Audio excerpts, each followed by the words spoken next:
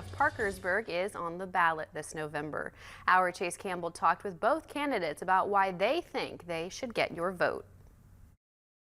Two-term incumbent Republican Mayor of Parkersburg Tom Joyce seeks re-election this November. Challenging him is Democrat Sherry Dugan. Joyce says his record over his first two terms shows voters a strong resume. Eliminate the debt, get the streets work done, rehabilitate 2 swimming pools, replace the Jackson Fountain, the Parkersburg Ohio River Trail, while at the same time exempting, in excess of $750,000 to our smallest businesses through the B&O exemption process. Dugan has lived in Parkersburg for 6 decades and owns a small business. She also says she has plenty of her own experience with civic engagement. I did serve on city council for 4 years. I have been attending city council meetings for the last 12 years.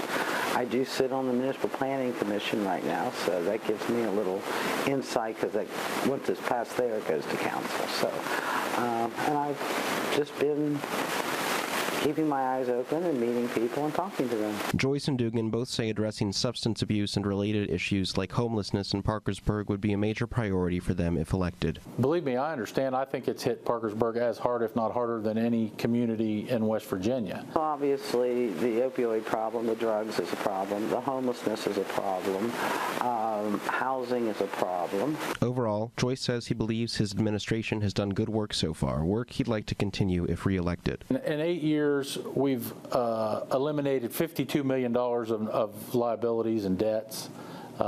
Really, the city of Parkersburg is in, from a financial position standpoint, the best it's been in probably a generation. I want to continue to invest in our streets and our stormwater, those basic infrastructure things. Those are important. We've got the busiest police force in the Mid-Ohio Valley by like a factor of 5.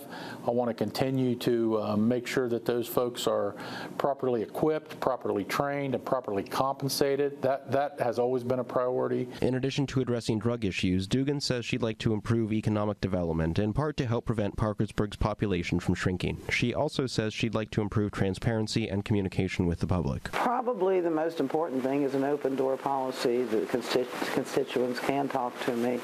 I know that I'm sure phone calls and things are returned, but I would like to have people come talk to me. I would like to have the council be a little more active and amongst themselves so that they, can do what needs to be done for their districts. And they know their districts better than anybody because they drive it and they live it and they know the people. In Parkersburg, Chase Campbell, WTAP News.